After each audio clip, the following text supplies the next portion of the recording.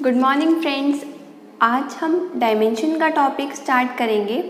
इससे previous lecture के अंदर हमने अपने बेसिक कंसेप्ट जो बेसिस को पढ़ने के लिए ज़रूरी थे और बेसिस ये सब कवर किया है। अगर आपने मेरे प्रीवियस लेक्चर नहीं देखे तो आपको उनका लिंक डिस्क्रिप्शन के अंदर मिल जाएगा, आप उन्हें देख सकते हैं। तो आइए हमारा आज का टॉपिक डायमेंशन देखते हैं। डायमेंशन क्या है? देखिए, चैप्टर का नाम क्या है? Basis and dimension. दोनों ही टॉपिक्स, बेसिस और डायमेंशन, लीनियर अलजेब्रा के बहुत ही ज़्यादा इंपॉर्टेंट टॉपिक्स हैं। ठीक है, अगर आपने बेसिस को अच्छे से स्टडी किया है, बेसिस आपको अच्छे से आता है, तो आपको डायमेंशन को समझने में कोई भी दिक्कत नहीं आएगी और ना ही इससे रिलेटेड थ्योरम्स को करने में कहीं भी प्रॉब्लम आएगी। तो सबसे पहले हम डायमेंशन की डेफिनेशन देखते हैं और डायमेंशन की डेफिनेशन भी देखने से पहले एक बार समझते हैं डायमेंशन है क्या। देखिए, मान लीजिए मैंने आपको कहा कि एस मेरे पास वेक्टर स्पेस V का क्या है? बेसिस। ठीक है, और इसके अंदर मेरे पास वेक्टर्स हैं V1 V2 up to Vn। ठीक है, बेसिस है S। तो आपको पता है दो चीज़ें बेसिस, जब भी आप कह दें कि ये सेट बेसिस बनाता है तो आप दो चीज़ें तो आंख बंद करके कह सकते हैं कि ज़रूर ये तो Li होगा, और सेकंड कंडीशन ये पूरे वेक्टर स्पेस को स्पैन करता होगा। तो ये तो थी थोड़ी सी बेसिस के इंट्रो। अब देखिए, डायमेंशन क्या होता है? Number of elements in basis. देखिए, इनवेरिएंस थ्योरम के अंदर आपने पढ़ा था कि हमेशा किसी भी वेक्टर स्पेस के बेसिस के अंदर नंबर ऑफ एलिमेंट्स सेम होंगे। ये फर्क नहीं पड़ता कि वो एलिमेंट्स हैं कौन से, कई बार आपके पास दूसरे सेट ऑफ एलिमेंट्स भी मिल सकते हैं, वो भी सेम ही होंगे, यानी कि नंबर ऑफ एलिमेंट्स सेम होंगे और वो भी बेसिस बना रहे होंगे।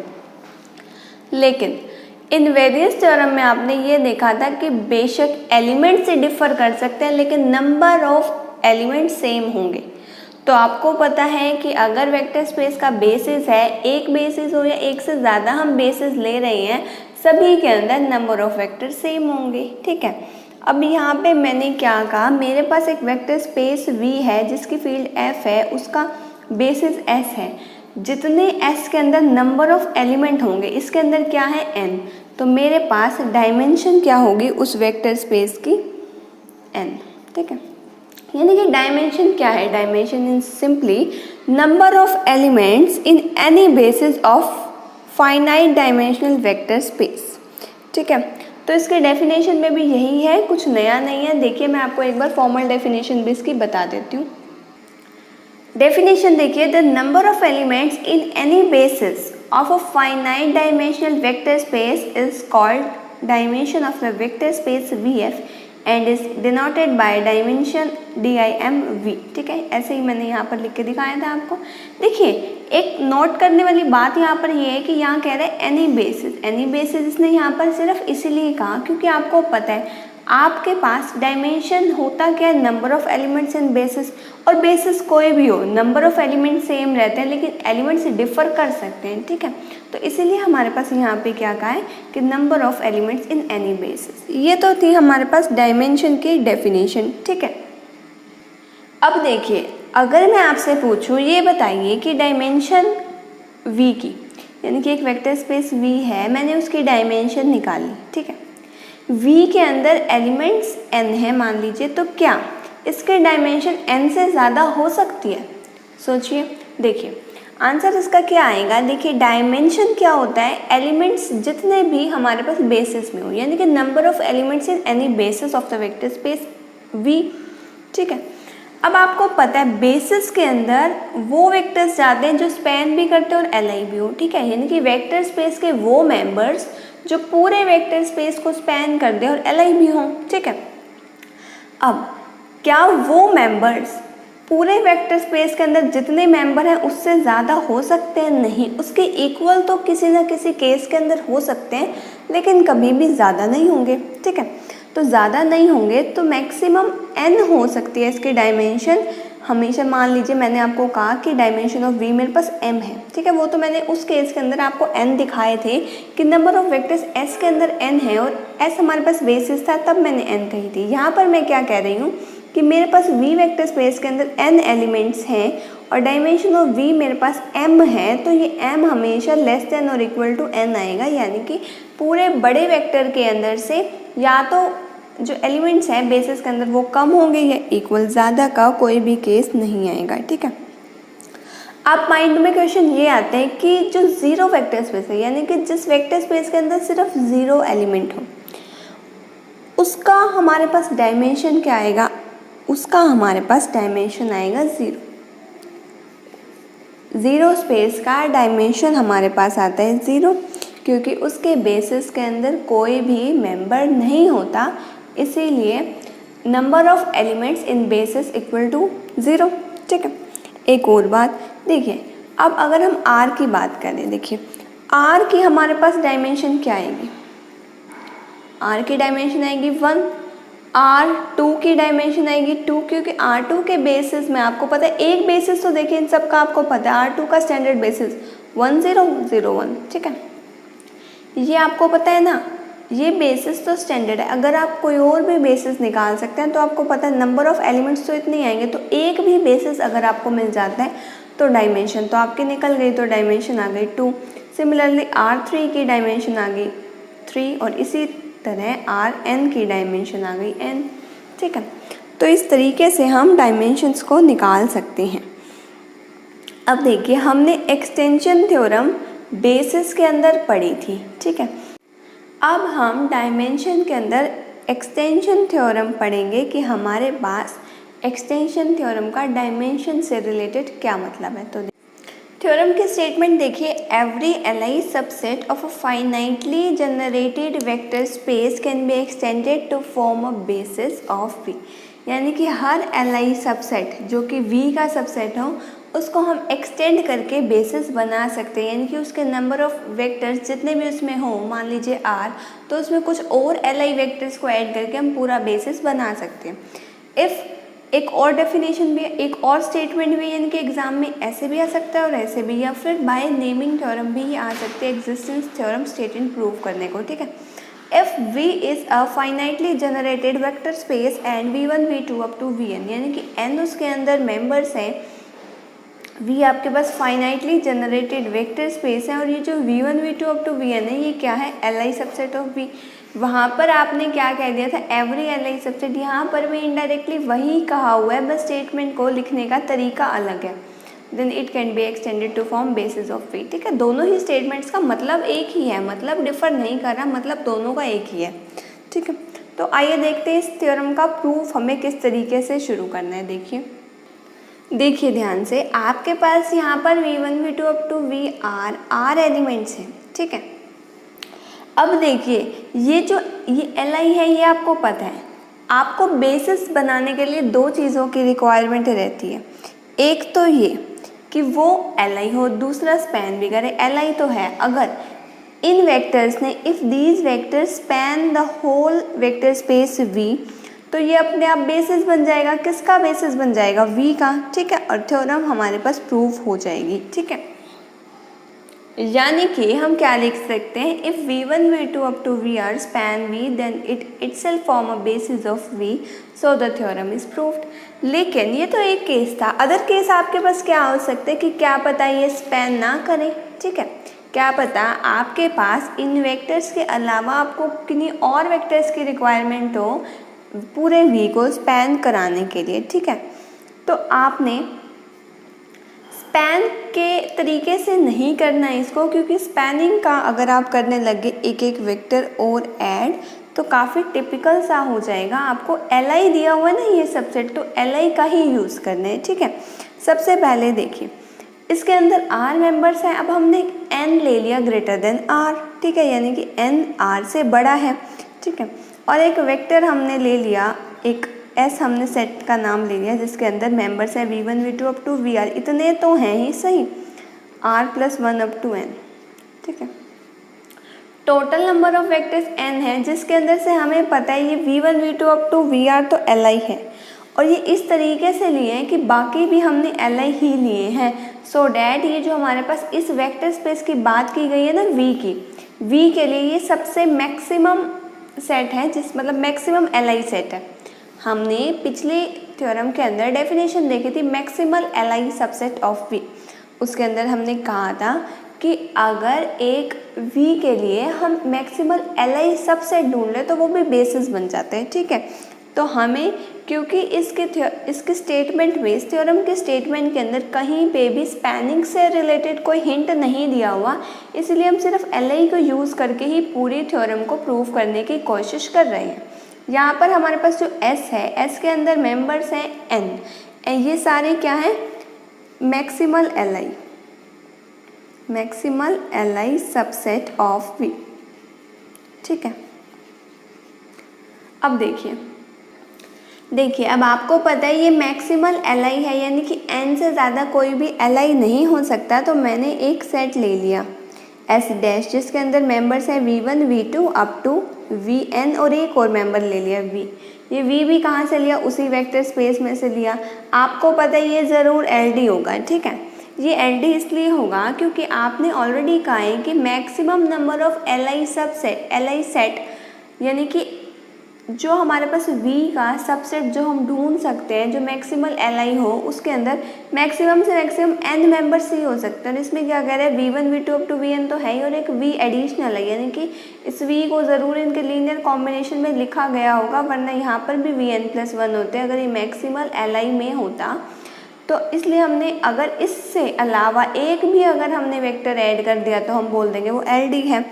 अगर ये LD है, LD में देखिए क्या था, लीनियर कॉम्बिनेशन इक्वल टू 0 रखिए और सारे स्केलर्स 0 नहीं आ सकते। LI में सभी स्केलर 0 होते हैं, LD में एटलीस्ट 1 स्केलर नॉन ज़ीरो। आपको सिर्फ इतना सा काम करना है, हमने कह दिया there exist scalars A1 A2 up to AN belong to F।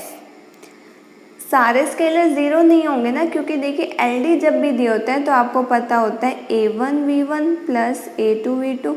मान लीजिए एक बार मैं S को इनके लीनियर कॉम्बिनेशन के अंदर लिख रही हूँ AN VN प्लस AV। यहाँ पर एक और स्केलर आपने लिया A, ठीक है। A आप बाद में ही लिखेंगे क्योंकि आप उसको यूज़ बाद में करें, ठीक है। देखिए स्टेप के अंदर मैंने सिंपल सा काम क्या किया है, मैंने किया है कि S डैश के अंदर मैंने एक और वेक्टर ले लिया स्मॉल v, ठीक है। आपको पता है कि there exist scalars A1 A2 AN और A, और ये स्केलर्स नॉट ऑल 0 होंगे। LD जब हमने डेफिनेशन की थी तो देखा था कि उनका लीनियर कॉम्बिनेशन इक्वल टू 0 रखे तो एटलीस्ट एक स्केलर नॉन ज़ीरो आना चाहिए, उसे बोलते हैं LD। तो ये सारे स्केलर्स का लीनियर कॉम्बिनेशन इक्वल टू 0 रखा तो एटलीस्ट एक तो नॉन ज़ीरो आना चाहिए, यानी कि नॉट ऑल 0, ठीक है। अब एक केस हम मान रहे हैं A 0 है, ये वाला देखिए A, और एक केस मान रहे हैं कि A नॉन ज़ीरो है। सबसे पहले केस 1 जो हमने माना उसके अंदर हम क्या मान रहे हैं, if A is equal to 0, ठीक है। फर्स्ट केस के अंदर A हम 0 मान रहे हैं। जब हमारे पास A 0 है तो ये पूरी टर्म बन गई 0, यानी कि हमारे पास क्या आ गया, A1 V1 plus A2 V2 up to AN VN is equal to 0। देखिए आपने ऑलरेडी कहा था ये सारे स्केलर्स में से एक ना एक नॉन ज़ीरो है, और ये लास्ट वाला ले लिया 0, मतलब बचे हुए में से अब एक नॉन ज़ीरो है। तो आप खुद बताइए क्या मेरे पास V1 V2 up to Vn का लीनियर कॉम्बिनेशन जब मैंने 0 रखा तो एक भी स्केलर नॉन ज़ीरो आएगा? बिल्कुल नहीं आएगा, क्योंकि मैंने ऑलरेडी कहा था ये जो मैंने सेट लिया था ना S, इसके अंदर n मेंबर्स और ये मैक्सिमल Li था, यानी कि हमारे पास ये n वेक्टर्स तो Li है, इनका लीनियर कॉम्बिनेशन अगर इक्वल टू 0 रखा है तो ये A1 A2 up to AN 0 आएंगे सभी के सभी। इस इक्वेशन का नाम दे दीजिए अब फ्रॉम इक्वेशन 1। पर ये कॉन्ट्राडिक्शन भी है क्योंकि ये सारे 0 नहीं आ सकते। अगर ये भी 0 है, A भी 0 है, तो सारे स्केलर्स क्या हो गए 0, जबकि एक ना एक नॉन ज़ीरो ज़रूर है, ठीक है। तो हमने यहाँ से बोल दिया विच इज़ नॉट ट्रू, तो ये कंडीशन तो ट्रू है नहीं, तो यानी कि हमारे पास A जो है वो नॉन ज़ीरो ही वैल्यू है कोई, ठीक है। A जब मैंने नॉन ज़ीरो लिया तो अब ध्यान से देखिए इसी स्केलर कॉम्बिनेशन के अंदर ए नॉन जीरो दिया हुआ है तो ए भी तो रख लीजिए इस साइड। यही देखिए स्टेप हम काफ़ी थ्योरम्स के अंदर कर चुके हैं, तो अगर आप एक बार सभी थ्योरम्स को अच्छे से समझ लेते हैं तो सभी की सभी याद रखने की ज़रूरत नहीं है, आपको अपने आप स्टेप्स पता लगते जाएंगे अगर एक दो बार आप उन्हें अच्छे से कर लेते हैं। तो देखिए ए भी आपने लेफ्ट हैंड साइड में रखा, राइट हैंड साइड में क्या हो जाएगा, ये सारी वैल्यूज़ नेगेटिव की, that is -a1 v1 -a2 v2 -a3 v3 up to -an vn। ठीक है, अब देखिए मुझे पता है ए नॉन ज़ीरो है, ए नॉन ज़ीरो का मतलब क्या है, ए इनवर्स एग्जिस्ट करता है, ए इनवर्स एग्जिस्ट करता है यानी कि 1/a से हम डिवाइड कर सकते हैं। ठीक है, यानी कि फर्स्ट में हमारे पास क्या आ गया, -a1/a v1 minus plus -a2/a v2 plus -a3/a v3 up two plus में -an/a ठीक है, मैंने क्या किया, इन सभी वेक्टर्स में a को डिवाइड कर दिया, a जो स्केलर था हमारे पास, मैंने क्या दिखा दिया आपके पास, v को इन सभी वेक्टर्स के लीनियर कॉम्बिनेशन के अंदर दिखा दिया। मैंने क्या दिखा दिया आपके पास, v को इन सभी वेक्टर्स के लीनियर कॉम्बिनेशन के अंदर दिखा दिया। v को इनके लीनियर कॉम्बिनेशन में दिखाने का मतलब क्या है, इसका सिंपली मतलब है कि ये सभी वेक्टर स्पैन करते हैं, क्योंकि v कोई आपके पास स्पेसिफिक मेंबर नहीं था, v बिलोंग टू v हमने कहा था, कोई भी आर्बिट्ररी मेंबर है। ठीक है, आर्बिट्ररी का मतलब है कि v हम कोई भी वेक्टर ले सकते हैं, सो डैट ये इनके लीनियर कॉम्बिनेशन में लिखा गया। इसका सिंपली ये मतलब है कि ये जो हमारे पास वेक्टर्स का सेट था ना, ये स्पैन भी कर रहा है v को। ठीक है, देखिए एक तो हमारे पास ये वाली स्टेटमेंट, ठीक है, कि स्पैन कर रहा है, और एक हमारे पास ये हमने मैक्सिमल एलाइज को लेकर चला था, एलाई भी है और स्पैन भी है, तो हम क्या कह सकते हैं कि ये हमारे पास बेसिस बन रहा है। ठीक है, सो हम क्या कह सकते हैं, ये जो हमने सेट लिया था ना S, ये जो हमने सेट लिया था ये और कुछ भी नहीं बल्कि हमारे पास बेसिस आ गया है। ठीक है, तो from equation 1 and from equation 2 we conclude that S is basis for V। ठीक है, तो एक्सटेंशन थ्योरम हमारे पास इतनी ही थी।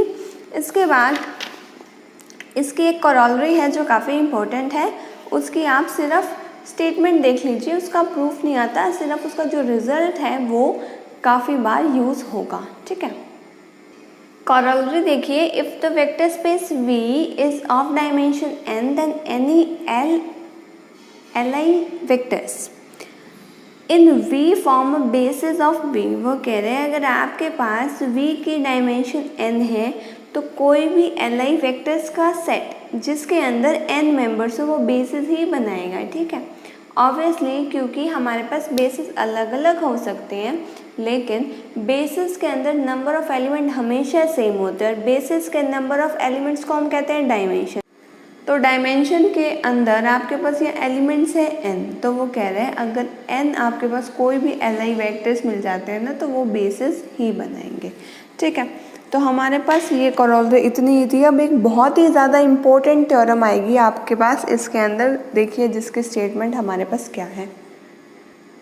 थ्योरम की स्टेटमेंट देखिएगा, इफ़ W इज सब space of finite dimensional vector space, W हमारे पास जो वेक्टर स्पेस VF है उसका सबस्पेस है, then W is finite dimension, तो W की डायमेंशन भी फाइनाइट होगी और डायमेंशन जो W की है वो डायमेंशन ऑफ V से कम होगी। ठीक है, ये तो आपके पास फर्स्ट पार्ट रहेगा। सेकंड पार्ट के अंदर आपको प्रूव करना होगा कि dimension of W is equal to dimension of V अगर W और V दोनों ही सेम है।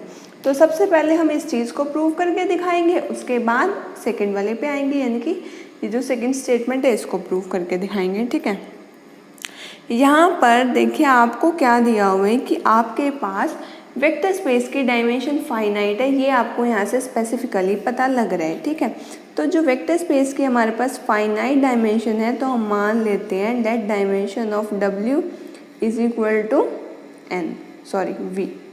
वेक्टर स्पेस की बात चल रही है ना तो V आएगा। ठीक है, अब आपको पता है डायमेंशन V का मतलब क्या है, डायमेंशन ऑफ V का मतलब जो कि n है इसके अंदर, इसका मतलब है कि बेसिस के अंदर n एलिमेंट्स रहे होंगे तभी तो डायमेंशन n आई ना। बेसिस के अंदर जितने भी मेंबर्स होते हैं वो उस वेक्टर स्पेस के मैक्सिमल एलआई सबसेट बनाते हैं, ठीक है। तो हम ये कह सकते हैं कि हमारे पास V के अंदर जो मैक्सिमल एलआई सबसेट होगा ना, उसके अंदर n मेंबर्स होंगे, ठीक है। ये बात बिल्कुल इजी सी है, इसको समझने में कोई प्रॉब्लम नहीं आएगी हमें कि अगर डायमेंशन V की n है तो हमारे पास हम ये कह सकते हैं मैक्सिमल नंबर ऑफ, लिख भी देती हूँ मैं, maximum number of LI vectors in any subset of V is equal to n, ठीक है। ये आप मैक्सिमल एलआई की डेफिनेशन से कह सकते हैं, ठीक है। और आपके पास W भी क्या है, W एक ऐसा सबसेट होता है V का जो V की सारी प्रॉपर्टी को सेटिस्फाई करता है, इसलिए हम V को क्या बोलते हैं, इसीलिए हम W को क्या बोलते हैं, V का सबस्पेस, ठीक है। यानी कि W हमारे पास सबसेट तो है, इसी इंक्लूडिंग डैट वो AU प्लस BV वाली कंडीशन को भी सेटिस्फाई कर रहा है। इसका मतलब W सबस्पेस है तो सबसेट तो होगा ही होगा। W आप ऐसे भी लिख सकते हैं, being a subset of V, subset है V का, ठीक है। इसके अंदर एटमोस्ट n एलिमेंट्स आ सकते हैं, इसके अंदर एटमोस्ट n एलिमेंट्स आ सकते हैं, कंटेन एटमोस्ट n एलिमेंट्स, ठीक है। अब वो जो n नंबर ऑफ वेक्टर्स हैं, वो जो हमारे पास n नंबर ऑफ वेक्टर्स हैं, मैंने उनको नाम क्या दे लिया, लेट W1 W, मैं उसको स्मॉल एलिमेंट से डिनोट कर रही हूँ, जैसा कि हम बाकी की थ्योरम्स में भी करते हैं, V के मेंबर को स्मॉल v से डिनोट करते हैं, इसी तरीके से मैं W के मेंबर को स्मॉल w से डिनोट कर रही हूँ। पर क्योंकि मुझे यहाँ पर n मेंबर्स दिखाने हैं, इसके अंदर मैक्सिमम n मेंबर्स हो सकते हैं, ठीक है। क्योंकि हमारे पास डायमेंशन ऑफ V हमारे पास n है, W आपके पास फाइनाइट डायमेंशन है, इसका मतलब उसका ज़रूर कोई ना कोई बेसिस तो एग्जिस्ट करता होगा, ठीक है। और मैंने क्या मान लिया, W1 W2 up to WM, W1 W2 WM क्या है, maximum number of LI vectors. देखिए इसके अंदर हमारे पास maximum number of LI vectors कितने थे, n। W के अंदर हम मान रहे हैं maximum number of LI vectors हैं m। अब m n से ज़्यादा है कम है, ये अभी हम साथ के साथ प्रूफ के आगे के स्टेप्स के अंदर आपको बताएंगे, ठीक है। क्योंकि देखिए ये तो आपको पता है कि अगर मैंने इसके अंदर m मेंबर्स मान लिए तो ये n से तो पक्का छोटा है। अब क्या पता इक्वल का केस भी तो आ सकता है ना, जैसा कि इसमें देखिए dimension of W equal to dimension of V, तो ये इक्वल का केस क्यों नहीं आएगा, और इक्वल का आएगा तो इक्वल के साथ लेस देन का भी आएगा, तो हम वो देखेंगे इसके अंदर, ठीक है। अब देखिए आपको पता है late W1 W2 up to WM क्या है, मैंने W के कुछ maximum number of LI vectors मान लिए, ठीक है। वही चीज़ मैंने यहाँ पर लिखी है। अब देखिए M क्योंकि V का सबसेट है, W V का सबसेट है, इसके अंदर मेंबर्स है M, कैसे मेंबर्स, जो LI हो, इसके अंदर है N, तो ये ज़्यादा तो हो नहीं सकते क्योंकि उसमें से ही हमने कुछ मेंबर लिए हुए हैं, तो या तो M N से छोटा होगा या इक्वल होगा, या तो ये n से छोटा होगा या फिर ये n के इक्वल होगा, ठीक है। अब देखिए for any W belong to W, कोई स्मॉल w टाइप का हमने एलिमेंट लिया कैपिटल W में से, आपको पता है स्मॉल w अगर हमने लिया है maximum number of LI vectors है m तक, और मैंने अगर एक सेट ले लिया जिसके अंदर W1 W2 up to WM और W इतने मेंबर्स हैं, इतने यानी कि m तक का ही maximum number of LI vectors आ सकते थे, अब उससे एक और ज़्यादा ले लिया, एक और कौन सा, W, जो कि सब स्पेस से बिलोंग करते हैं, ठीक है। तो ये ज़रूर क्या होगा, LD, ऐसा कुछ आपने एक्सटेंशन थ्योरम में भी पढ़ रखा है, ठीक है। तो ये LD होगा, इस LD का मतलब अब वही सेम हमें स्टेप्स करने हैं जो हमने एक्सटेंशन थ्योरम के अंदर किए थे। LD है तो इसका मतलब क्या है, इनका लीनियर कॉम्बिनेशन जब हम लिखेंगे, देखिए, और हम उसको इक्वल टू 0 के रखेंगे तो ये सभी के सभी स्केलर्स जो हैं इनमें से कम एक नॉन ज़ीरो आएगा, क्योंकि एलडी के अंदर क्या होता है, linear combination equal to zero रखिए और एक ना एक आपके पास नॉन ज़ीरो स्केलर मिल जाएगा। यही आपके पास एल आई होता तो एक ना तो कोई भी आपको नॉन ज़ीरो ना मिल पाता, सारे स्केलर्स आपके पास ज़ीरो होते। ठीक है, तो आपके पास यहाँ आप साथ में भी लिख सकते हैं नॉट ऑल ज़ीरो। ठीक है, अब वही बात करनी है आपको।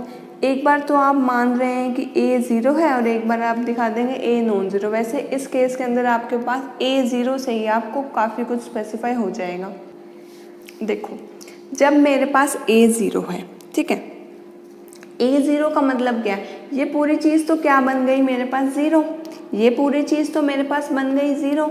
बचा हुआ मैं क्या लिख सकती हूँ, A1W1 A2W2 up to AMWM, ये एज इट इज़, और ये टर्म बच गई zero right hand side as it is. ठीक है, अब देखिए ये सारे स्केलर्स में से एक नॉन ज़ीरो है, जिसमें से आपने केस कौन सा लिया कि आपने ये वाला भी ज़ीरो ले लिया, यानी कि अब इनमें से आपको एक नॉन ज़ीरो ज़रूर मिलेगा। ठीक है, इनमें से आपको एक नॉन ज़ीरो ज़रूर मिलेगा, लेकिन आपके पास इस इक्वेशन के अंदर, अगर आप इसको इक्वेशन 1 का नाम दें, इस इक्वेशन से आप क्या कह सकते हैं, W1 W2 up to Wm तो क्या है, Li वेक्टर्स हैं। तो आप यहाँ पे लिख सकते हैं फ्रॉम इक्वेशन 1 आपके पास आगे A1 equal to A2 equal to AM equal to 0, क्योंकि आपके पास ये सभी के सभी Li हैं। Li का मतलब क्या है, सारे स्केलर्स आपके पास ज़ीरो होंगे। ठीक है, विच इज़ कॉन्ट्राडिक्शन, कॉन्ट्राडिक्शन किसके है, कॉन्ट्राडिक्शन टू इक्वेशन 2, क्योंकि आपने यहाँ पर क्या लिए थे, नॉट ऑल ज़ीरो, और आपने दिखा दिया कि सभी के सभी ज़ीरो हैं, तो यहाँ पर क्या आ गया आपके पास, कॉन्ट्राडिक्शन। ठीक है, अब आपके पास यहाँ पर आ गई कॉन्ट्राडिक्शन, तो आप क्या कर सकते हैं, इसके बाद ये कह सकते हैं कि हमने जो माना था वो गलत है। और आपको याद होगा हमने क्या माना था, हमने माना था a इक्वल टू 0, यानी कि a नॉन ज़ीरो है। ये बात यहाँ से आपके पास आ गई। अगर a नॉन ज़ीरो है, a नॉन ज़ीरो है तो मैं क्या लिख सकती हूँ, इसी इक्वेशन को देखिए, a नॉन ज़ीरो, एक बार AW को आप इस साइड रख लीजिए, बाकी सारी टर्म्स को उधर ले जाइए, that is minus A1W1 minus A2W2 up to minus AMWM। ठीक है, क्योंकि a नॉन ज़ीरो है, a नॉन ज़ीरो का मतलब है a इन्वर्स आपके पास एग्जिस्ट करेगा। a इन्वर्स यानी कि आप सबको डिवाइड बाय a कर सकते हैं, that is minus A1 by A W plus minus A2 by A W2 up to minus AM by A WM। आपने बहुत ही सिंपल सा काम किया है, इसके अंदर डिवाइड बाय a कर दिया बोथ साइड्स। ठीक है, आपने यहाँ पर क्या दिखा दिया, W is linear combination of these vectors. Li आपने ऑलरेडी दिखा रखे हैं, अब आपने क्या दिखा दिया, ये वेक्टर्स इसको स्पैन भी कर रहे हैं, और इन वेक्टर्स का जो सेट था, इन वेक्टर्स के सेट के अंदर एलिमेंट्स कौन से थे, W1 W2 अप टू में Wm। पहले आपने कहा ये सारे के सारे वेक्टर्स Li हैं, अब आप कह रहे हैं कि इनको इन्हीं वेक्टर्स के लीनियर कॉम्बिनेशन में भी लिख सकते हैं, किनको, स्मॉल w को। स्मॉल w आपके पास है क्या, कैपिटल W का कोई भी आर्बिट्ररी मेंबर, यानी कि ये जो हमारे पास सेट था ये आपके पास क्या बन गया, बेसिस, ये आपके पास क्या बन गया, बेसिस। ठीक है, अब देखिए ये हमारे पास बेसिस तो बन गया, अब आपके पास ये बेसिस तो बन गया, बेसिस है, बेसिस के नंबर ऑफ एलिमेंट्स को क्या कहते हैं, डायमेंशन। तो आपके पास डायमेंशन ऑफ W यहाँ से आ गई m, क्योंकि आपने ये तो यहाँ से दिखा दिया कि इसके अंदर m मेंबर्स हैं, m मेंबर्स बेसिस के अंदर हैं। ठीक है, m मेंबर्स थे, Li थे, जिनको आपने स्पैनिंग भी दिखा दिया, तो यहाँ से आपने क्या दिखा दिया, बेसिस, बेसिस दिखा दिया, तो आप क्या कह सकते हैं, डायमेंशन ऑफ W आपके पास क्या आ गई, m।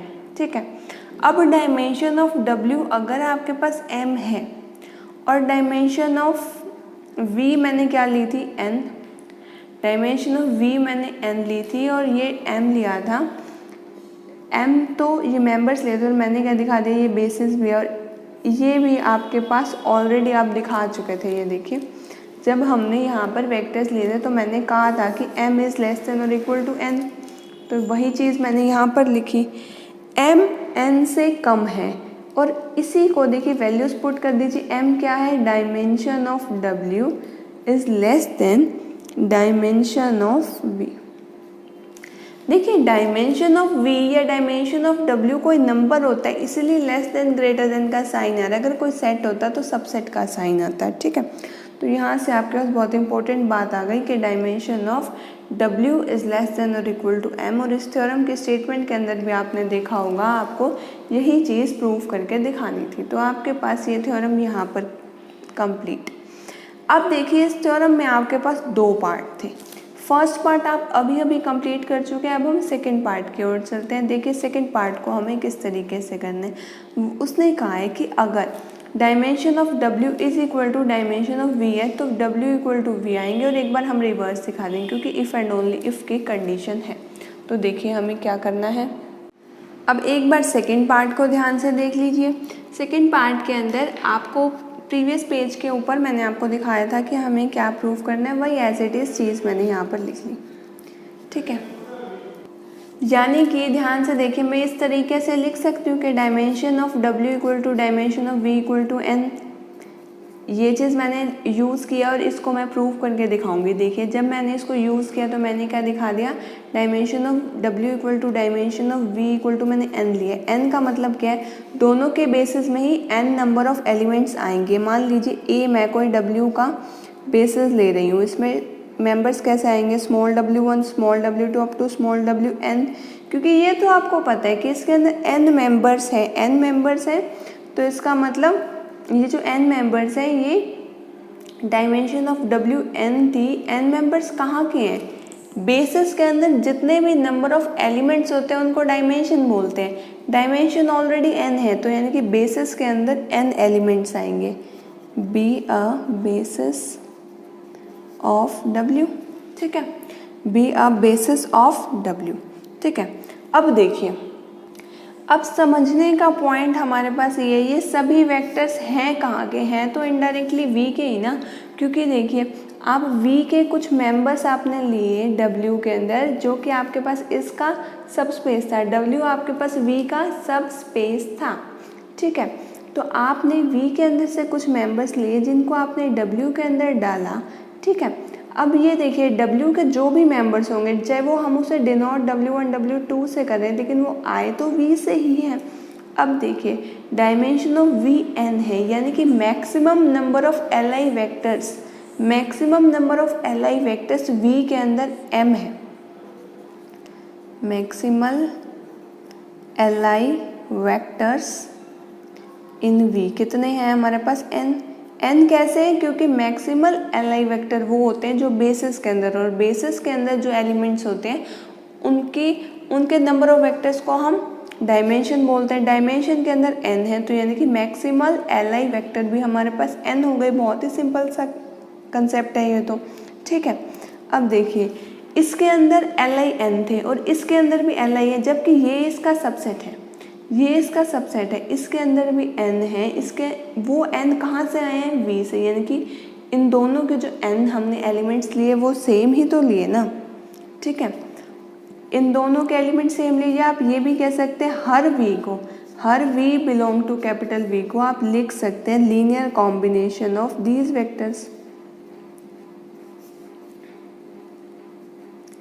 इन वेक्टर्स के लीनियर कॉम्बिनेशन में भी तो लिख सकते हैं ना, क्योंकि वहीं के वेक्टर्स ही तो आपने यूज़ किए हैं, ठीक है।